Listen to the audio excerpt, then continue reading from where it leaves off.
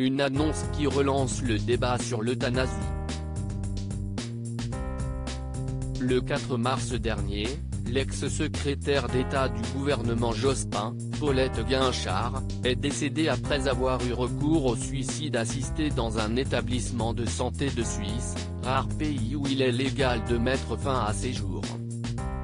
Âgée de 71 ans, l'ancienne députée souffrait du syndrome cérébelleux, une maladie neurodégénérative liée à une lésion du cervelet qui conduit à une paralysie totale et une perte de la parole.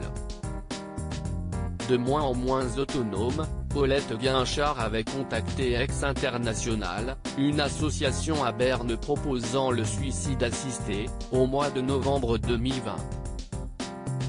Elle a obtenu une réponse en janvier dernier et choisi la date du 4 mars pour faire ses adieux à sa famille.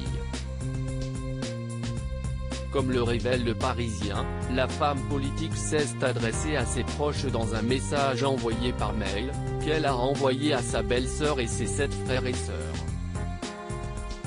Dès janvier par téléphone, Paulette Guinchard avait mis son ancien collègue Lionel Jospin dans la confidence. Elle voulait savoir si je comprenais le choix auquel elle se préparait. Je lui ai assuré que c'était bien le cas, a expliqué l'ancien Premier ministre à nos confrères du Parisien.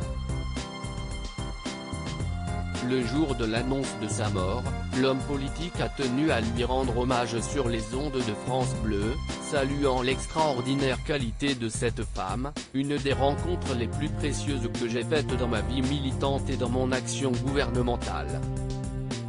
L'euthanasie au cœur du débat par son geste, Paulette Guinchard relance le débat sur l'euthanasie et le suicide assisté en France.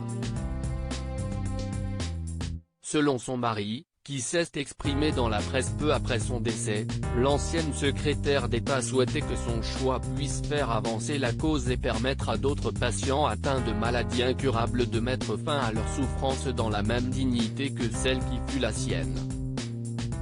À ce jour, la plupart des pays du monde interdisent le suicide assisté, outre quelques exceptions telles que la Belgique, la Suisse, le Canada, la Colombie, les Pays-Bas, le Luxembourg et 5 États américains, Oregon, Washington, Montana, Vermont et Californie.